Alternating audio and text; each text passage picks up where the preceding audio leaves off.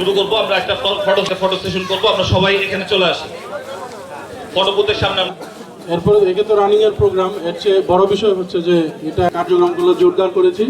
আমি বিশ্বাস করি আজকে যারা এই রানিং আজকের এই সুন্দর সকালে জামালপুরের মুহূর্তে এই ধরনের একটি উদ্যোগ অবশ্যই সময় উপযোগী হয়েছে। আমাদের মাননীয় এমপি মহোদয় সবসময় সবকিছুতেই আমাদের ইয়াং সময়ের পক্ষ থেকে দুটি কথা বলার জন্য অনুরোধ করব।